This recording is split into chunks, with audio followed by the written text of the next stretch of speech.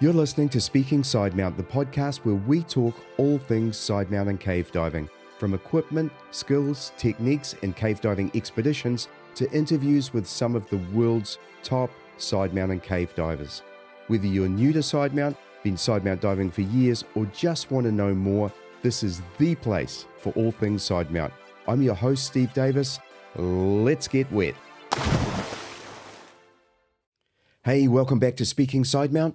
I'm Steve Davis. This episode is brought to you by our brilliant sponsor X-Deep and by the patrons of Speaking Sidemount. Huge thanks to both for their support that makes everything you're about to watch and listen to possible. Now, if you'd like to support the show and become a patron for as little as $5 per month and get early access to all of the episodes plus other benefits, pop on over to www.patreon.com/speakingsidemount for all of the details. It's been a great month, Southern Hemisphere, so midwinter here in New Zealand, but I've been exploring my local dive sites here in the far north. Doubtless Bay is an absolutely stunning stretch of water bounded by Kurri Kurri Peninsula to the northwest and Hihi and Bergen Point to the southeast, with the coastal historic town of Maunganui and my home of Cooper's Beach to the south. The Outer Bay has a number of pinnacles and coastal cliffs that reveal sea caves and spectacular marine life. I've been focused on exploring and videoing these sites, so check out the Sidemount Pros YouTube channel for some epic footage for anyone curious about New Zealand diving and also seeing open water sidemount diving in action. I've also started a new series on my YouTube channel, Sidemount Diving Secrets. It's a place where I'll share some inside tips and tricks that I've learned over the 11 years that I've been sidemount diving and instructing all over the world. Sidemount Diving Secrets is also going to form a segment on each episode of Speaking Sidemount, where I'll give an overview of the particular sidemount diving tip. Now, as we're delivering this podcast in both audio and video, there'll be links to where you can find the video detail, and that will be on the Sidemount Pros YouTube channel. Now, to get us started, this month's Sidemount Diving Secret relates to routing your dry suit inflator hose. Should it go over the long hose or under the long hose? We'll talk about it some more in the segment on this podcast episode. Now, this particular Sidemount Diving Secret is brought to you by Sidemount Pros and my ebook, Sidemount Diving Fundamentals, where you can learn all of the basics of sidemount diving, including equipment setup, putting it in the water, and all of the skills and techniques that you need to be a successful sidemount diver. It's available for purchase and download from my website at www.sidemountpros.com in the store. Now, if you're involved in the business of diving, whether it be equipment manufacturing, running a dive shop, involved in dive training, providing dive accommodation, or anything else, and would like to sponsor this segment and reach the amazing audience that is Speaking Sidemount, then reach out to me at steve@sidemountpros.com for all of the details on how you can support the show and reach this amazing audience. Also, if you have a particular tip that you'd like to share with all of us, or you have a question on sidemount diving that you'd like explained or discussed, drop me a message and I'll do my best to cover it in a future Sidemount Diving Secrets segment. Now, in this episode, I catch up with Por Parasu Komaradat.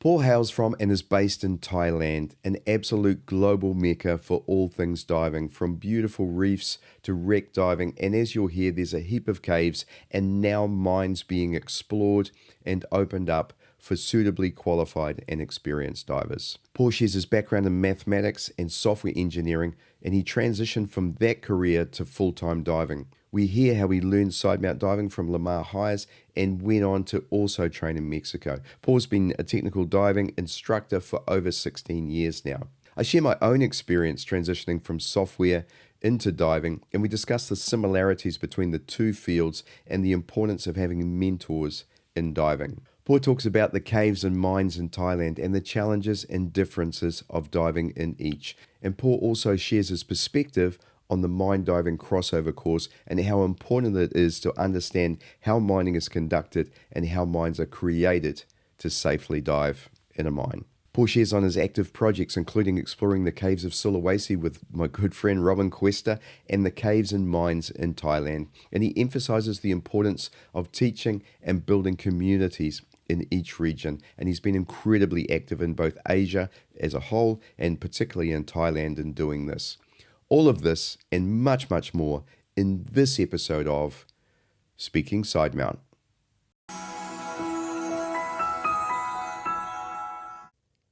And we are recording. Hey, Por, welcome to Speaking Sidemount. Hello, Steve. Have been your big fan. Thank you, mate. Well, I'm a big fan of yours as well, and I'm really excited to meet you and to get to know you some more. I've seen some of your exploits, especially given that I know Mecca pretty well, and so it's been awesome to see some of that. And I'm very, very interested to learn more about you, about your diving, instructing, exploring, and there's just so much we can get into. But let's get started. Can you give us a little bit about your background? Right. I did mathematics in the college, and yes, that's not easy to find a job, by the way. So and then I became a software engineer. So I also did some little bit in computer science.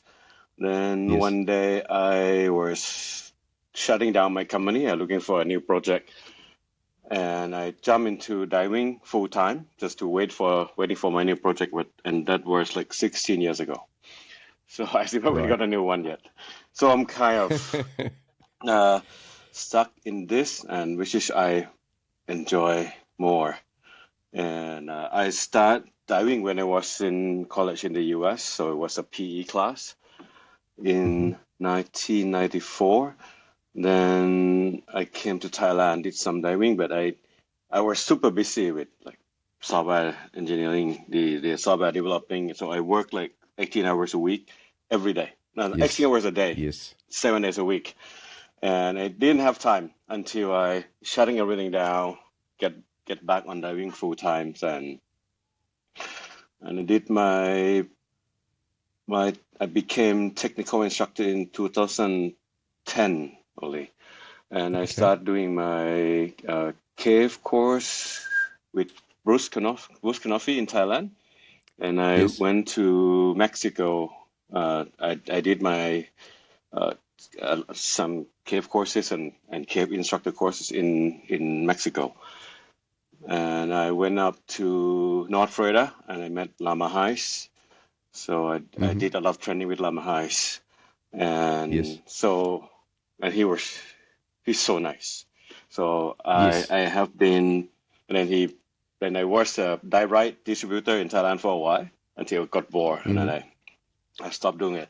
But I'm still kind of, in terms of Sidemount, I kind of starting with Lama. So I used to dive exactly how Lama doing Sidemount. Yes. Right. Then I have been working full-time as technical diving instructor. This is my about 16 years. Wow.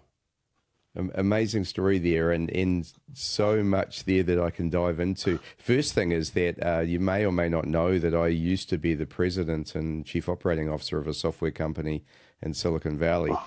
So when you see, 17 hours a day and 7 days a week, I know exactly what you're talking about. I mean, a lot of people who work in that industry are just so driven to, to build software products and so on and to succeed. And especially if you get into the venture capital area, which I was, where, we're VC funded and just the drive to produce is just, and the pressure's immense. And I remember when that finished for me, and I was sitting having lunch in San Jose, California, talking to my wife and my business partner there. And I just sat there and thought, what am I going to do? And I thought, I know, I'm going to go diving. And so that was when I decided to go to Malta and do some training there. Was going to be with Sidmeoutn, but ended up being with Tom Steiner, and spent a couple of years there in the end and just loved it. And it's just such a contrast to software engineering and working in technology, in the technology field in general, isn't it? Yes, we share the same feeling. But actually, from our background, it actually made us understand how CCR works much more.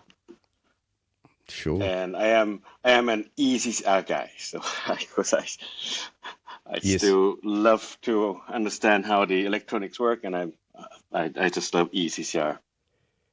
Sure, sure. No, 100% get that. Yeah, I'm a mechanical engineer and behind all of that as well. So, yeah, understanding the physics behind it all. And I guess you with your mathematics background and also software background, a lot of that does cross over into diving and especially, as you say, the E side of it when you're talking of software, hardware, etc. So, yeah, super interesting. You mentioned that you started your side mount career, I guess, with Lamar and diving what must have been Florida style. And of course, for those who know the history of Sidemount, Lamar Hires, along with Woody Jasper and Wes Skiles, were really the beginnings of Sidemount diving in America. And when they sort of found themselves that they were struggling to pass restrictions, and so came up with their own side mount systems, somewhat based on what they'd seen in the UK and so on. But yeah, very very early days. I think it must have been the 80s or 90s they were doing that. And so, and of course, Lamar came up with the very first commercial side mount system in those days as well. So, tell us a bit about you started out diving Lamar style, Florida style, and how has that evolved over the years to where you are now? Okay. Well, my first side mount diving was because I was in Thailand. There was no side mount course back then, and there was no. Sure. I think there was like one or two where there were like one or two instructors in Thailand. So it's basically kind of self-taught. So I see how people dive. I got some customer coming from abroad and I have learned from them. And until one day, then the agency made me like the first set of Sidemount instructors and Sidemount Secret trainer. Then I need to know more. So I went to the die right factory. So I met with Lama and did some Optima CCR training, the back mount one. And I asked him to actually give me a guide on the side mount. So the technique is that he was using the ring bungee. Yes. So, and I found it super convenient with ring bungee. So I did the rigging myself. I didn't use the DIY one. But the DIY one is good, but I also can make some modifications to make it easier to actually working with the ring bungees. And ring bungee worked best with steel, of course. So when I did side mount back then, sometimes I put a couple weights on the aluminum cylinders to make it feel like steel. And so if anyone who's not familiar with the ring bungee system we have it's all metal to metal. So we pull the circle ring, big circle rings out, and we use the choker with the with the valves and clip it on that big ring. It's actually super easy. Yes. And I can walk up the hill. I can jump off the board. It's very easily inconvenient. And that string is pulling in by a bungee system. Yeah. So I like the way that there's no horse going behind, so everything is come up from here. So we were using left and right regulator. So when I did some expedition project, I actually using both side long horse. So they both side are coming here, so I can donate anytime without looping in the back. And I start working for technical companies in Phuket for 6 years, and I have to evolve with them. So we have adopting the we call Mexico style. Sure. And so then I start doing using racer, using and then X deep. Yes. So then I went to Mexico again, and then I kind of did a workshop with my friend of how to actually doing the way. And I found it's kind of more convenience for me because the same muscle memory that I can use with Sidemount, I can use with twin set. Well, that's the best thing of it. Yeah, 100%. Yeah, when I reflect back on my early interview, I think it was episode 3 or 4 with Steve Bogarts, and I asked him a lot about, how Mexico style came about, because, almost, I don't know if it was exactly the same years, but Steve was working on this in Mexico kind of a similar time or not long after Lamar was working on his systems in Florida. And of course, they came up quite different, but the way that Steve thought about it was that he was seeing a lot of cave instructors, or not cave instructors, cave divers were coming to him who were very familiar with cave diving, but diving twin sets.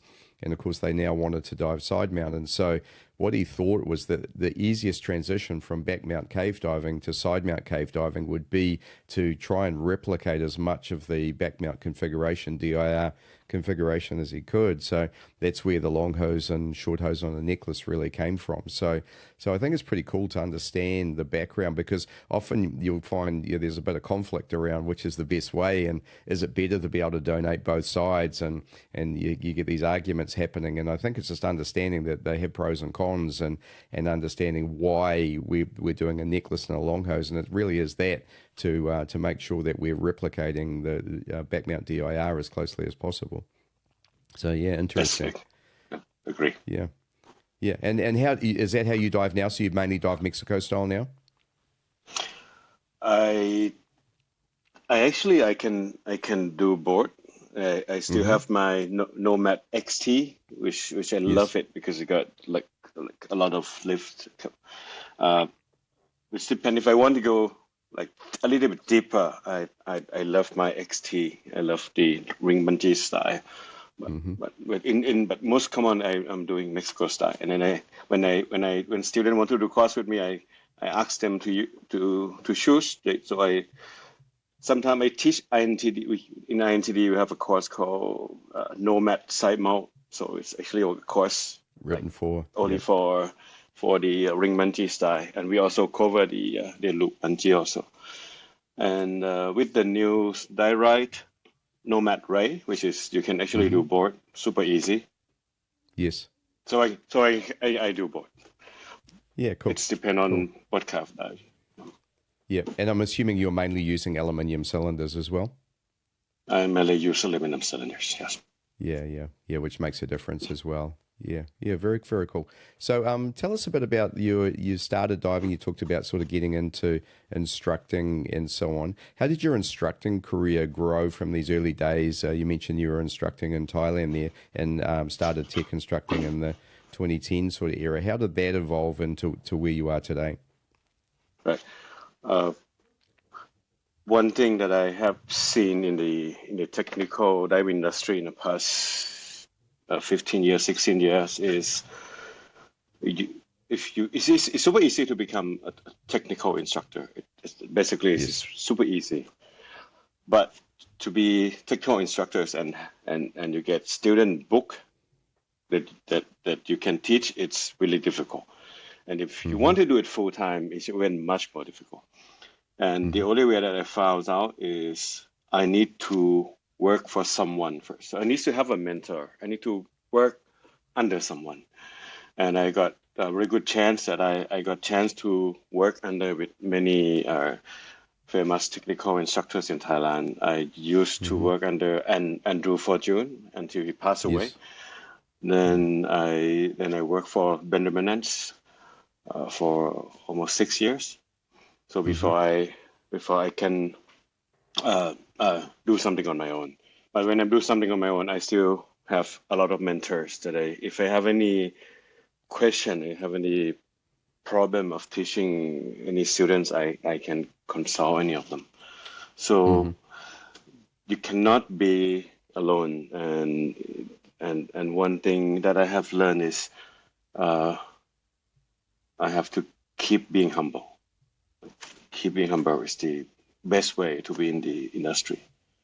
People 100%. love humble people. Yeah. It's way better if you're humble than if you're trying to sort of build yourself up. And honestly, I mean, I've said this for a long time. It's better to let your diving speak for itself and let your students speak for your teaching and all those sort of things. So yeah, I agree with that 100%. And yeah, great way to be. Great way to be. And you mentioned mentors, and that's I agree. I think it's so important in any field or any endeavor that you choose to take up is to have people who've been there before that you can follow. It's just, I did martial arts for a long, long time, and it's the same in that. I mean, you have in the Japanese term, you have your sensei, and that's your teacher. And actually, I think the literal translation of that is the person who has been before you. So someone who's been before you, who's been there, done that, and can guide you along the way. It doesn't mean they have all the answers, but they can help you find the answers. Remember one thing, Tom Steiner was kind of my mentor when I was in Gozo in particular. One thing he used to say, I'd ask him a question and he'd ask me what I thought. What do you think? And then I'd say, well, how do you think this will work? And he says, you should try it. You should try it and find out. So it was kind of like he was always encouraging me to explore and discover things for myself. Very, very rarely would he spoon feed you unless you had a specific question. So good mentors, just gold. And of course, it's hard to maintain those relationships too. You have to put work in to make sure that you're a worthy student of a mentor, I guess, is a thing. Now, I'm assuming you're mentoring divers now yourself. So we actually using the Asian Asian style of kind of mentoring thing. Mm-hmm. As you mentioned, you did martial arts before, so you have sensei. Mm-hmm. So in Asian cultures, in Thai, Malay, Chinese, Korean, Japanese, is always the next step of mentoring. So every mentor will try to develop everyone to actually be able to being good mentor to the next generations. And awesome. And now what I'm doing now is when the student who came to me is normally referred by some of their mentors, and then I need to keep those guys moving up with me. Right. So if I go up one level, they have to come with me. Now, awesome. Most of them can do many things on their own. They became cave instructors, ceramic instructors, but we kind of growing together. Mm-hmm. And I looking everybody as friends, so I don't treat them as competitors. I support everyone, especially Thai technical instructors. I support them to actually move up, and then we kind of growing up together. Yeah, that's awesome. Great way to be and a great way to work as well. I mean, it means there's a lot of kind of, I guess, what I've seen globally a bit, it's starting to die down somewhat, I think, but there was a lot of kind of animosity, especially driven by social media and so on, and people trying to one-up each other and so on. So that Asian style that you're talking about of kind of, it's almost camaraderie alongside mentoring, isn't it, and friendship and coming up together and building a village almost, isn't it? A village of dive instructors who can work together. It's very, very cool. Tell us a bit about, so take that sort of one step further. I mean, obviously we talked Sidemount diving, we talked about your beginnings in that. When did cave diving come along? Because you mentioned going to Mexico as well as part of that. Actually, it happened by an accident. I did cave diving because there was one of my partners, one Italian guy. So he asked me, "Por, can you do me a cave diver course?" And I didn't have idea about the course, so I said yes, I will try to do your course. Then I have to become a cave instructor. Then when I read the prerequisite, I have to be a full cave diver first. So I did my full cave diver, then I did my cave instructor course. So I could actually I keep my promise with my business partner, and then I just kind of fall in love with the cave. I used to did a lot of caving trekking before I get into the water and dive into the cave. So I love the formation. I'm a kind of self-taught in terms of geology, but yes. I love to go. I can see the beauty of the cave. Okay. Now, as a cave instructor, the most difficult thing is to teach people how to see the beauty of the cave. It's really, really difficult. because they get into the cave, they come out. Oh, I'm a cave diver. I can do everything. But do you see the beauty of the cave? Do you enjoy? Can you dive this cave over and over again, and you learn some new thing? And that's just the most difficult thing to pass along to the students. Then with my math and my computer background, I kind of fall in love with the cave survey. So I love to measure, draw maps, and then uh, try to do some photogrammetries in the cave. So that's kind of building the passion for the cave, and that was the kind of a starting point of how I got into this. And my first current instructor ever was, so I used to work for Andrew, and when he, but one day after he passed away, there was a student coming in, and he was there to do his cabin course, but I told him, sorry, Andrew passed away. Then why don't you do, so I can fill in for him. So actually I did my first carbon course, but every time I dive, I just use how I saw Andrew taught, and then I kind of that was my first student ever, and then he refer his friends until it's becoming very big network. Yeah. So that's how I got started. Awesome. And a lot of people are aware of that Thailand has caves, obviously, from the Thai cave rescue, if you think globally right now. But I know, obviously, Tam Luang is not flooded a lot of the time, and it's certainly not the caves that you hear about for diving. So tell us a bit about the caves of Thailand in terms of what's diveable there. So in Thailand, we have cache area everywhere almost everywhere in the country. And if you recall Thailand, the map of Thailand, right? The northeastern part, it's what we call Isan, the Isan part. The northeastern part is used to be a kind of volcanic island. So you got like a big brown volcanic rock, and then you have the limestone growing around the island. And then in the northern part down to the southern part, there are limestone mountains. The area that we dive mostly in the south, about 2 hours from Phuket, is in a town called Krabi. In Krabi, you have some cave in the limestone mountains, and you have some peat swamp cave system. And the coolest thing is in Krabi, there are a lot of deep sinkholes. Yes.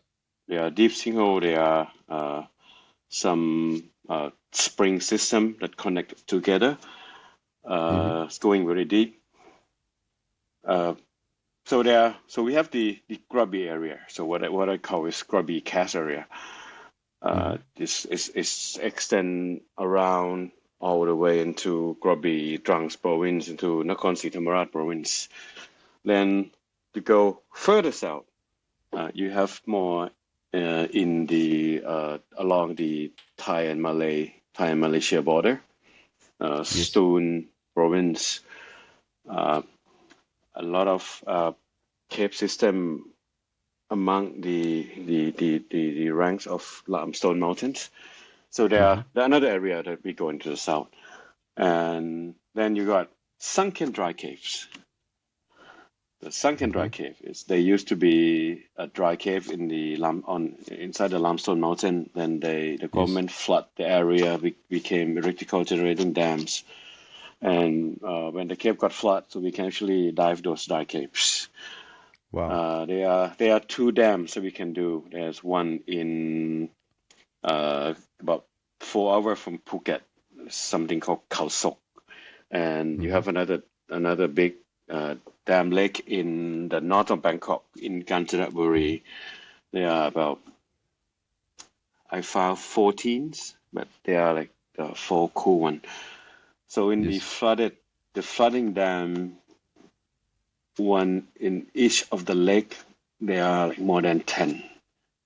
sunken dry caves that we can do. Amazing. Some of the caves, when we dive in, we found some of the old artifacts that used to belong to people who used the cave when it were dry.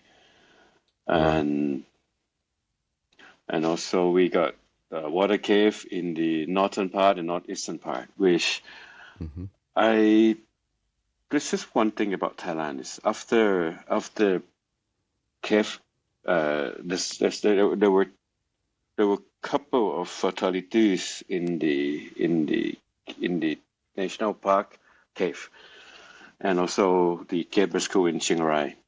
So Thai government kind of have a rule that we cannot do any cave diving in the national park areas unless we get special permit. Right. Those special permit is not easy to get, so we need to make up the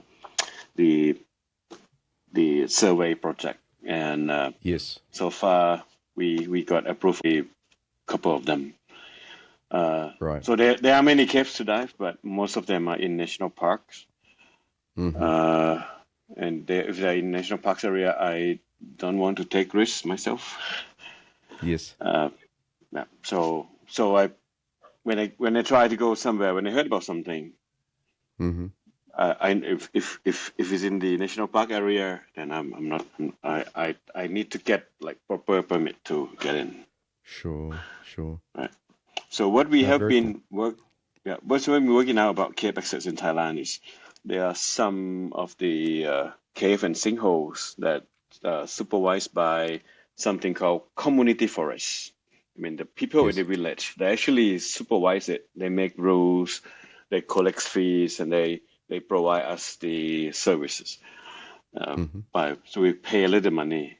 So it's some similar to Mexico Cenote right now. Yes. So that's what I'm trying to get the community, the local people to actually manage those access by themselves. And it has been very successful in the past 5 years. That everybody, because the fee is not that much. Every cave diver is here, we are willing to pay, and they're happy because they have income into their village. Welcome to our very first Sidemount Diving Secrets segment, where we talk about tips and tricks that will help you to improve your Sidemount diving.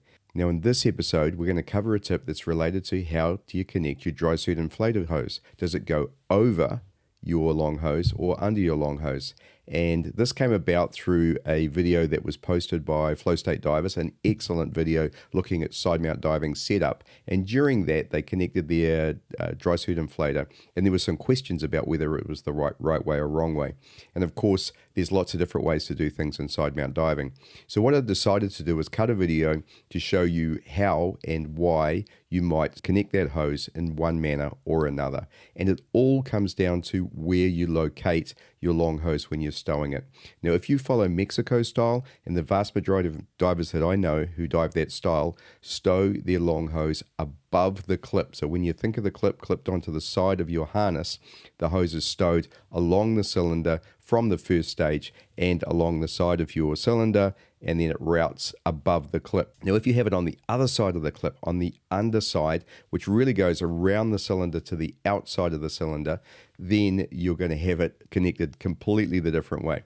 So just to summarize all of that, if you are stowing your long hose above the clip, as most in Mexico do, then you must have your dry suit inflator above or on top of the long hose. If you stow it on the other side, then of course the long hose will be on top. That's going to be all clear when I show you in a video. So pop on over to the link that's up on here on the screen right now. That'll take you to the Sidemount Pros YouTube channel when I go into detail on this particular tip and trick, how you connect your dry suit inflator hose based on where you stow your hose.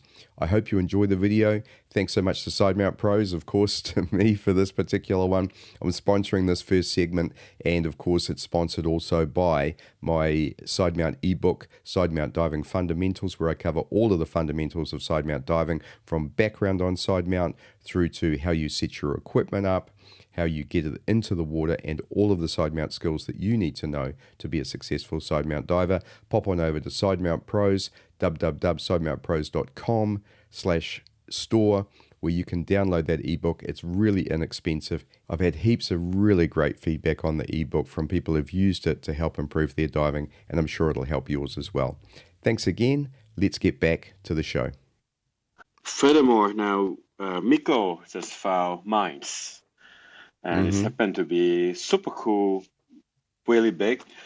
The maximum depths that we went there, Patrick Whitman went down to 90 meters early this year. I saw that. Another my friends went down to 86 meters. So it's potentially, it should be going a lot of deeper. And yeah, amazing. And I did want to get onto that because I was very aware of the Project Baseline work that Miko had done and that you'd been involved with, and of course that Patrick had been there with the new Sidewinder too as well, which was pretty exciting. But it's I see now that there's almost as much work going into the mines as there is caves, and I was really interested to talk to you. One thing I did want to ask about, so let's get started by talking a bit about that actual mine, and tell us some more about it, about what you've found and what you're doing there. Okay. So we found so far there are 3 entrances in the same mining area. So there are 3 separate mines, and they were lead mine. They ceased operation since 2003, so 20 years something ago. So first, when Miko heard about it, he went there on the first trip. I joined him on the second trip, and after. Every time we went there, first thing we do is we always test the water. Yes. So we test the water for any heavy metal substance in the water, and we collect the water from the entrance into the deeper part, and do the on-site testing. And we try to find maps, right? But they was like, some people say the map got burned with the office, but I'm sure there were maps. But of course, we will never get access to it. Then we start doing this. When we start doing a survey project, so what I do is every my diving student I make them do 1 or 2 days a survey. So I actually teach them basic survey and use them as my minions to actually survey further into the mine. Fantastic. And very interesting. So now we kind of know where are all the shafts, all the gyro, everything connected. About probably I would say 70%. And when we get all the data together, we should be able to construct 3D maps. And so I use many kind of data gatherings. Mostly, I'm a guy who do this. Yes. I do measurement by hands. I let students use tape measurement, and we also use MNEMOs. So we get all the source, and also in Miko sites, they did a lot of photogrammetry. So when we get the whole data, or maybe something, maybe wait until like 80-90%, then we're gonna try to construct the proper map. I've had this conversation many times with different cave instructors, cave divers, about the contrast between cave diving and mine diving. Obviously, there's a lot of similarities. I mean, you could add wreck diving in there as well, by the fact that we're diving overheads, but there's always discrete differences between the 3 different disciplines as well. And I did see that there was a mine crossover course now as well. So I'm as a full cave diver myself, I'm very interested in that. I'm interested in mines. Never had the opportunity to dive one. So as a full cave diver looking at it, tell us a bit about a mine crossover course and what happens on that. Okay. I just give you something that you can see the difference is when you lost line, right? If you recall your lost line during your cave course, what what what we what we were trained in like Mexico style is drop down to the floor because most of the lines on the floor, and you're looking Yes. for some place to tie off because a lot of big rocks that you can tie off onto. In the mine, there's nothing. It's all flat, smooth. So you could not tie off on anything. And if you drop down to the floor, there were like about 2 or 3 inches of silt, thick, really fine silt. If you swim closer to the floor, you will seal up the place. The exit of the mine would be almost zero risk. It's almost happened everywhere because of when the tunnels that they used to be 6-wheeler, 10-wheeler truck was running in, and it actually crashed the silt to be super fine, and most of some silt are from when they do the dynamites of making the tunnels, and it's all flat smooth. So you need to carry I call it drop weight. So you put the bow snap onto your weight, and you can loop your spool and then drop that on the floor or somewhere that you can use, and you can do wall-to-wall techniques. And the separate space, similar to the wreck, is sometimes we go up to the ceiling. Sure. Yeah.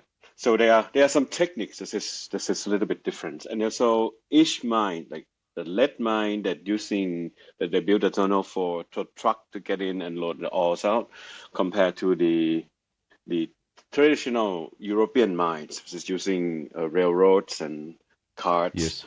Yes. Also different techniques. You can get into a lot of entanglement easily, just like the wreck. But the whole environment, you feel like a cave. But you have to remind yourself that this is man-made, and a lot of collapsing easily. So you see a pile of rocks that if you swim across it, it's gonna collapse down and turn all the environment to be bad visibilities. And then you have to learn that when they make the tunnels, if they found kind of a really fragile part of limestone, what they do is they're gonna put about 1 meters rivets into it. So whenever you see those area, okay, that's something that you don't want to get close. And when you get the metal rivet sticking out already, that's even worse. So so you have to learn some kind of this, and you have to visualize that how they do mining. So when I teach my crossover or my diving course, the first day I teach my student about mining, basic mining, and how so I got lead ore, galena ore. Galena is the mineral that contains lead. So I make sure they could feel the weight between the limestone and the galena. So when we get in, we actually try to find the ore. We're actually doing some mining ourselves. Awesome. And so we mark, and when they dig the tunnel down and they find the galinas all on the ceilings, what they do is they're gonna keep like dynamite on the ceiling down, and then get the trucks to load the ores out. So when we saw big chambers, then we know how it was created and how we have to beware of when we dive in. Sure. And the size of passage, the 6-wheeler track, 10-wheeler track, and a small pickup truck, and man tunnels. It's and how the shaft system works and how the pipe works, because they need to when they dig down the mine, they normally dig down under the groundwater levels, because the ore, the mineral under the aquifer is actually richer than above the water level. So that they have to pump the waters out. So we can I actually teach them how to read the pipe, what the size of the pipe, the size of Yes. the valve, so you know the water flow, so you can expect how the rocks would be when we go down. So we actually Yes. learn mining on the first day, Mm. and some part when we get to the mine, I will just let them hold on to something or be, and then visualize the miner if they are actually working right there now. You see the footprints, the shoe Yes. footprints of the miners, and you see how they where they walk to. You see the why they put the gates on, and so those kind of thing is so we make the mines that we dived that shut down 20 years ago became alive. Yes. Exactly the same as when we dived the wreck. So we visualized that there were boat 100%. Yeah. crews, soldier, Yep. and everything. Yep. Yeah, I love wreck diving as well, and as a former naval engineer, you were kind of triggering so much with me there in terms of helping people understand wreck diving as well, because it's exactly the same understanding how ships are built and constructed and what the pipe work that runs along the various passages might be, and understanding how the electrical cables run, understanding doors and hatches and those sort of things really does help you navigate around a shipwreck, and that understanding that it was built for humans to move through. So as I said, passages, hatches, ladders, and so on are very common, and I guess there's kind of equivalence in mine diving is what you're telling me, and I love that philosophy of learning how a mine is created so that you can then learn to move through that environment. It sounds amazing. It's a really great perspective on both teaching and also executing mine dives. I think that's brilliant. Yeah. And one of my goals, which I haven't done it yet, is to dive in Scapa Flow. Have you been to Scapa Flow? Yes, I haven't. I Yeah. haven't. I know Haven't. many friends who've been there and dived it. Yeah, I read a lot of World War II histories on the naval warfare. It's just like what I said. Yeah, Scappa's 100% one of them, and then others are Malin Head and or Malin, I hope I'm saying it right, in the north of Ireland, and also Narvik in Norway. There's these great areas of World War One, World War Two shipwrecks. Another one is Viz in Croatia. Another one, obviously, Truck Lagoon. You must have dived Truck Lagoon, of course. So that's these little shipwreck diving meccas of the world that I mean I'd love to get around to a few more of them. I've dived Truck and I've dived Malta, but some of the others would be brilliant. Cold water, of course, Paul, I don't know if you're up for that, but Well, I dive in Puget Sound in Washington State before, so oh, you're okay then. Yeah. yeah. Yeah. Yeah. Very cool. Very cool. So we talked a bit about the mine crossover, and we've talked a little bit about cave diving. Let's just sort of talk a bit more personally about some of the diving and exploration that you're doing. So tell us about, have you got active projects underway at the moment that you're working on outside of your teaching? Okay. Now I'm still stuck with the mine, so I need to finish up this mine project first. Before this mine, I went to Sulawesi. I think you might talk to someone With over there. You might Robin? talk to Yeah, yeah. Robin before, right? Yes. So I went to Sulawesi just about the same time as Robin. And he might went there 1 year earlier before me. So I went there first time in 2017 and 18. Then I just fall in love with the place. Then from 2018 to just before COVID, I went maybe 10 days a month, every month. So Wow. of my saving from teaching, I bought a ticket to Sulawesi, and we found many caves. Then I fall in love with one of the cave, and which I found it from Google Map. So I used Google Earth when you use the satellite, and I Yes. saw, okay, this hole there must be a really big, really deep sinkhole. So we actually went down. The first trip is took us 6 hours to get there. Now it's take like 2 hours.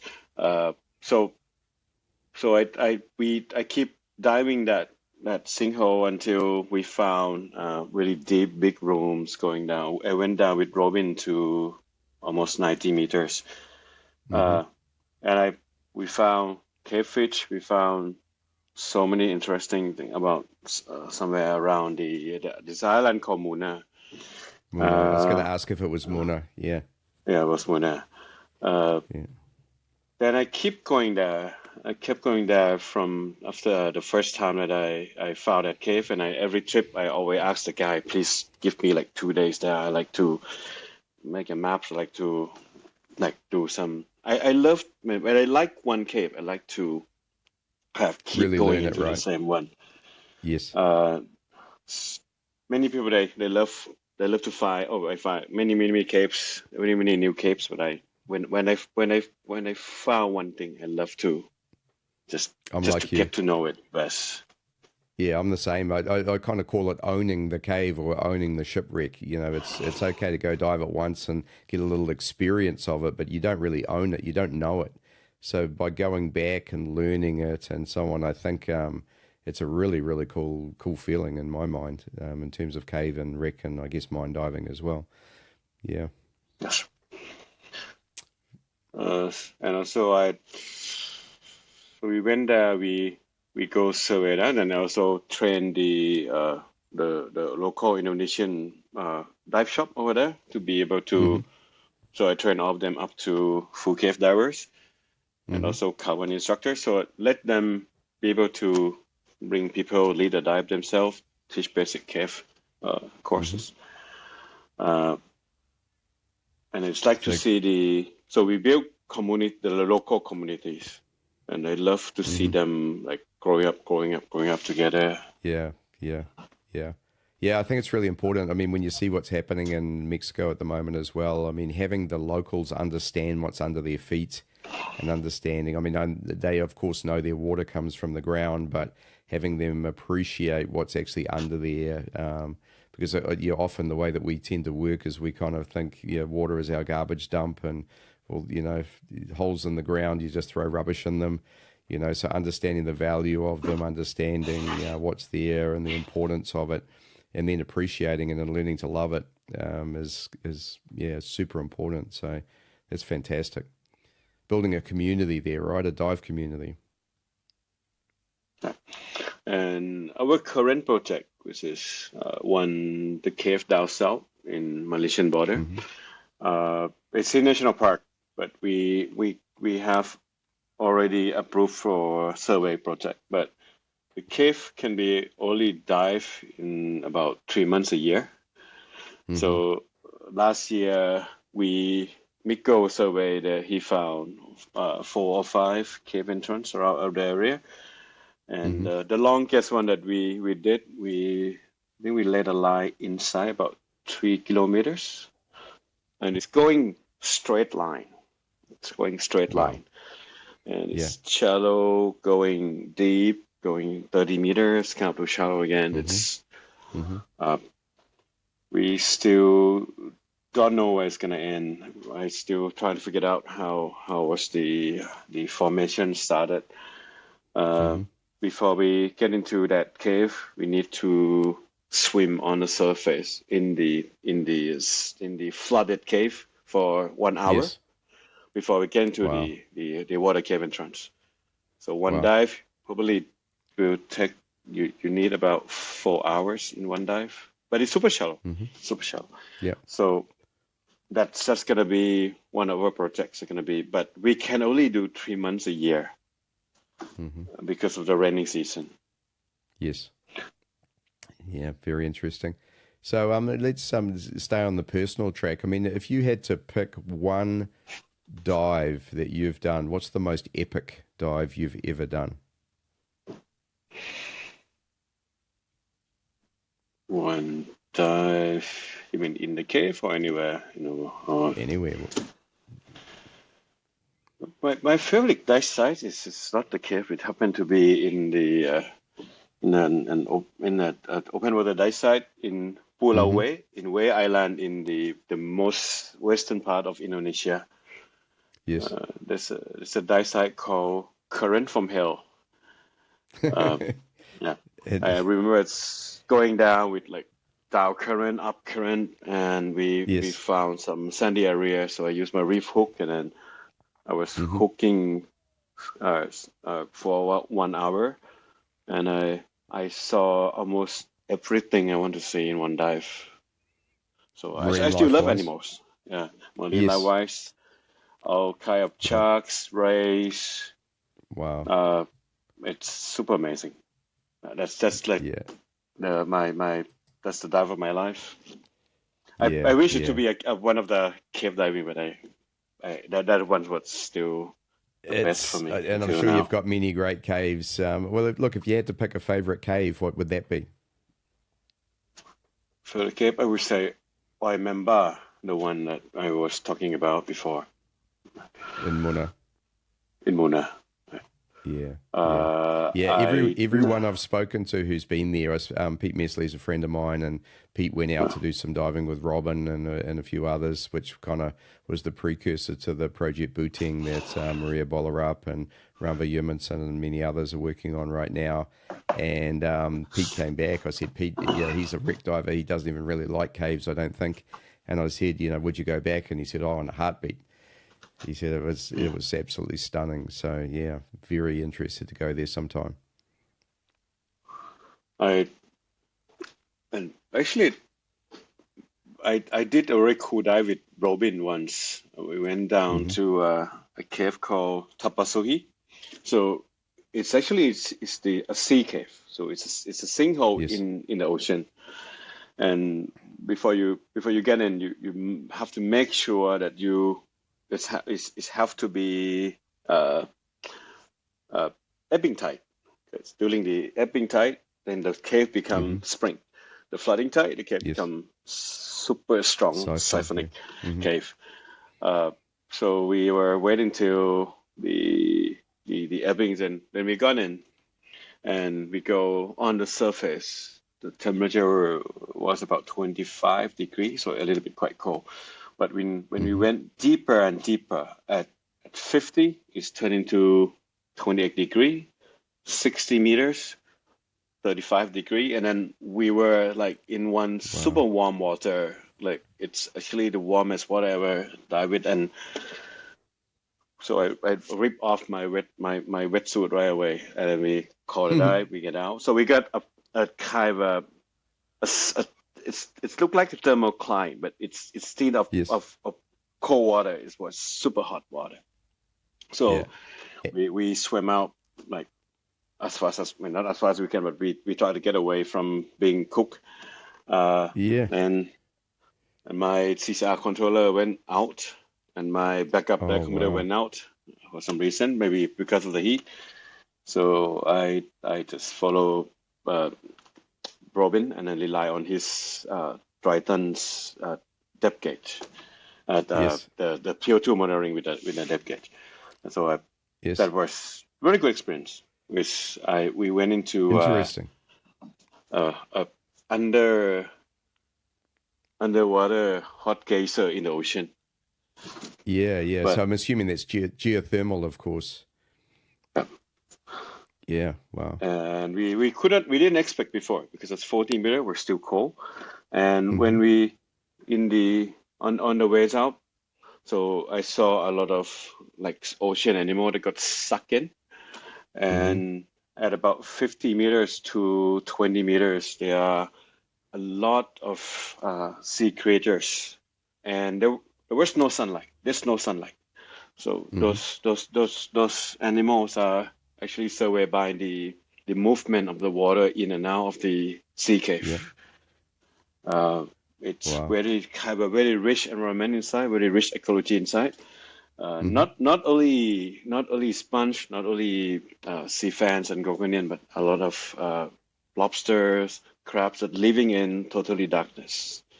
And Wow. and when and you could feel when the water is pulling sucking in and then pushing out, it's actually carry a lot of things in between them. So that's Yes. one of the very memorable dives that I had. Yeah, interesting. And I'm glad you got out of that one. That sounds a little bit hair-raising towards the end there, I guess, if you're a little bit late coming when the tide changes. Let's sort of jump now to instructing. I mean, you're very active as an instructor and instructor trainer. I mean, what satisfaction do you get from instructing? I mean, you've been doing it for many, many years. How do you keep the passion going as well? And what gives you satisfaction from teaching? I try to, as I mentioned before, we are growing as communities. Right? Mm-hmm. When I became full cave instructor trainers, and I try to get all my guys go up to be full cave instructors, but when they have to be better than me. So now I'm finding because I recall from my past courses, and then now I'm trying to set the criteria of how they can achieve in one of the technical instructor levels. Like Yes. now that I require all of them to do, I think you might see in my Facebook is I require all of them to do skill video. So I have to come up with skill demonstration video for all the skill that we do in the cave. I have to come up with the skill descriptions, the criteria, and we are forming the Thai Technical Diving Association, which is going to be realistic soon. Now everybody is joining, and then we're gonna try to come up with how we use standardized of cave markers, permanent cave markers in the cave, and we assign who will be the safety officers in each area, and how we're gonna supervise not supervise, but promoting the safety into wreck diving and technical divings around the area, and that's. I mean, I don't want to. I want to bring everybody up together in the regions in Thailand, Malaysia, Indonesia. Mm-hmm.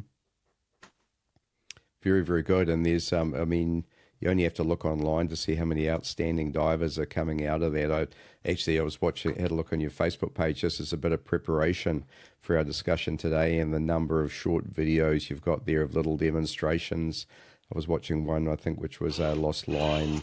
Must have been at cavern level, I think, because when you covered the light up, you found the cavern exit, which was interesting. And that was just really, really good, great demonstration and a good way to show those skills as well. So, yeah, that's excellent. So I talked to, we kind of missed the passion part. So tell us a bit about, you've been in the industry for a long time now, and obviously you're extremely busy teaching. And how do you keep your passion alive now after so many years?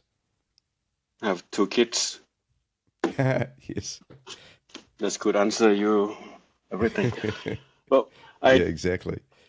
I never have holidays. I work every day, and when I teach in the day, I do online class in the night actually to keep the next course faster. I still love to see people learn. I enjoy that thing. Like first day when they come, I want to try to make sure they know they're getting better.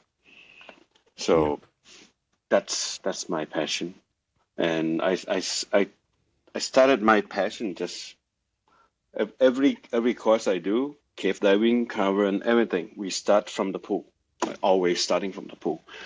And the first skill is frog kick. So I let them do how many strokes they can do frog kicks round trip in the pool, and I teach them my way. And wow, they do like 100%, 200% better, 300% better. So then they can see the achievement, and then when I saw them, they feel that they are doing things better, and then they enjoy more. And that's also my passion. Yes, yeah. And isn't it interesting, something as simple, well, we say simple, but something as simple and fundamental as a frog kick can always be improved. I remember, like, I feel as if, like, a personal story, I feel as if I've got a pretty good back kick. And I teach back kick, obviously. I've been doing it for a long time now. And then when I went and trained with Patrick, it was, well, hey, Steve, you could be doing that better. And of course, the way that we learned to try and do it better was without fins on. So understanding how much your legs have to play in a back kick, I'm very much fin driven on that. So there's always little tips and little things that you can do to improve and ways to be better. Yeah, I learned so many things diving with Patrick. He's a super cool guy. Yeah, yeah, I a little bit more about frog kick is I did my TDI IT with Steve Lewis. So Steve Lewis was my ITT. yes, right. And when we need to do 1,600 meters snorkeling with fins. And everybody was, we use just fin. We could not do the snorkeling. So I actually bought my Mares fin just to do that.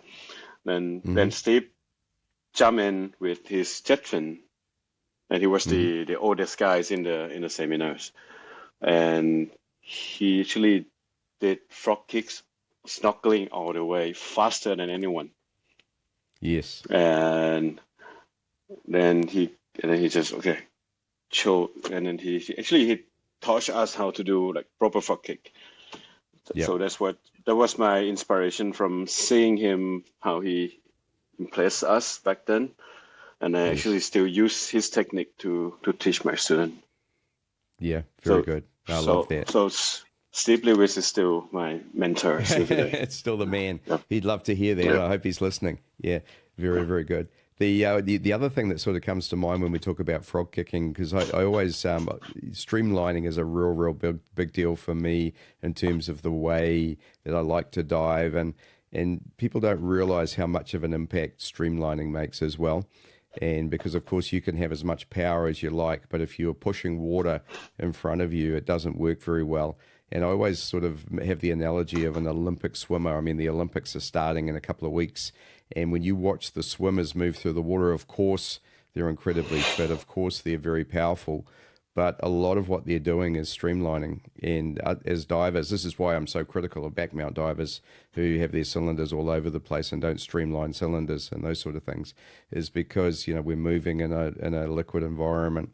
And we really should pay almost more attention to streamlining than anything else, because it has the greatest impact. It's why a fish is so fast. It's why a dolphin is so quick. And so I'm sure that's part of it, as well as making sure that you're in correct trim and that you're as streamlined as you can be in terms of your equipment. I think it's a big part of that. That's one of the most difficult part for the basic Sidemount course. I wish I could. Yeah. I wish I could teach basic Sidemount course again.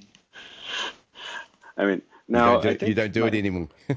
No, I can do it, but nobody booked me for basic Sidemount course anymore. They do like cave stuff or deep stuff. Yeah, fair enough. Fair enough. Yeah. Well, I guess there'll be some of the instructors that you're mentoring perhaps are teaching those courses as well, which is awesome. Yeah, mate. What else can we talk about? I think I mentioned many times about the Asian culture, is because I also coming from martial art, and when I train, I also using the martial art progression techniques. You do the move before you defend yourself before you fight. And so my trainings always go super slow, like really basics, until we apply it again to the environment. So I do like super progression, similar to we do the overlearning, repeats again. Just simple. Yep. Then so I start my training with something called Breathe 21. It's actually standard INTD skill, and it works in every course. So I have them be able to concentrate and focus on the trainings before we start. If I can see they got anxiety or they lose focus, I make them do it again. So it's just similar to what we trained in martial arts. So that's actually helped a lot. And if you are becoming technical instructors, if you maybe you can try doing Aikido, Jiu-Jitsu, you actually learn a lot of techniques of how you teach this thing. And one thing that I remember from what Tom told me, I asked him why INTD didn't do a lot of marketing, advertisement, and he said, "Oh, we don't need to." And I asked him why and how can I get student. Just be a good instructor. So that was I remember his reply and then his voice until today. And yeah, of course, yeah. Very good. Yeah, and that's great advice in anything, you know.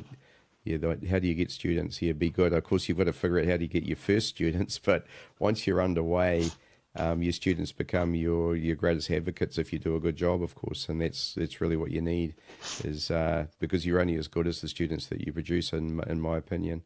The other thing that I've always done, and I learned this in my training martial arts, was you have to learn a lot by watching.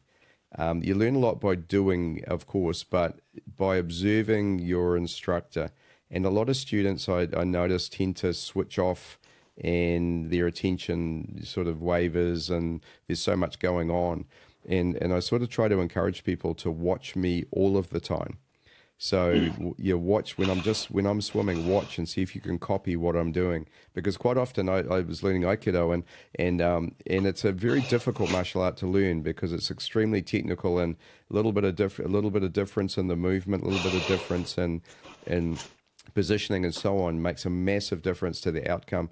And so we used to have to learn a lot just by watching and observing and trying to replicate what your instructors were doing. I mean, it's one of the reasons that in that particular martial art, you can almost tell the student, if you see the student, you know the teacher because they look the same. And so it's quite an interesting facet of that particular art. And so, you know, and it does apply, I think, a lot to dive training and in this understanding of you're learning by repetition, learning how to do it correctly, and then repeating it many times, more than most Westerners would feel was reasonable. But that's the way that martial arts are taught in Asia, for sure. Right. It's learn how to develop the muscle memories. Learn how to, I like you have to learn defense and before you do offense. Yes. And in technical diving, we have a lot of things that you can define into, this one is your defensing skill, this one is your offensing skill. And yes. If you can incorporate them together, it become, I mean, the success of training one skill, it's easier to achieve. Yeah, and very cool. Of calm people down, humble people down. Like you have to be able to do this first before you move on. Yes. Yeah. A lot of people are in far too much of a hurry to get from one point to the next without making sure that they've bedded in their foundations. Yeah. I love the breathing part that you talked about too, in terms of if somebody's anxious on the course, doing a breathing exercise can help calm and prepare them for what they need to do. And my Sidemount system, everything is original from the factories. I never modify anything. But when you see many divers, they add special kind of D-rings, they add 3D rings, for instance, they add a lot of modification to it. But one thing that they don't really try to do is just to practice the one that you have. Maybe like when you have this, you make sure you master this before you add something new. And when they do it, when they don't like how they're doing, instead of learning more, then most people choose to buy a new one. And it's an equipment solution to a skill problem, right? Yeah, which is the best way is to pay us for more course fees than we teach you more. There you go. There you go. Exactly. I blame Andrew Goring for this, of course, at Sump UK. He makes such beautiful side mount and dive parts that it's hard to resist those. I have to admit, I've got a bunch of them, but they're not on my teaching harnesses. So I agree with you. When I'm teaching, I'm pretty much stock standard, except for I do use the buckle sliding D-rings. I'll have to admit that, but I encourage my students to use and learn on them as well, depending on what type of cylinders and so on. Some UK is exceptional. They are very good. Yes, I love them. Yeah. He's a good dude too. Yeah, awesome.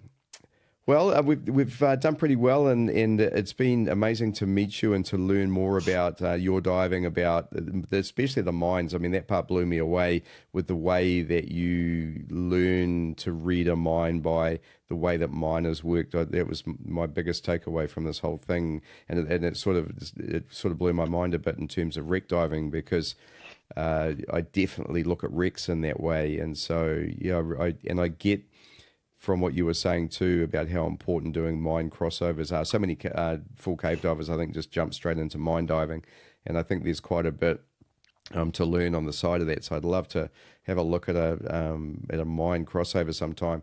I may be able to come to Thailand. Given I was telling you, my wife and daughter visited Bangkok a few weeks ago and absolutely loved it. So I think there's a pretty strong chance I'm going to get approval to come to Thailand. So are you based in Bangkok, Paul? I'm everywhere. My dive shop is my truck. Yes, wherever you need to be. This is my first day at home in the past 2 months. I don't come home much. Okay, fair enough.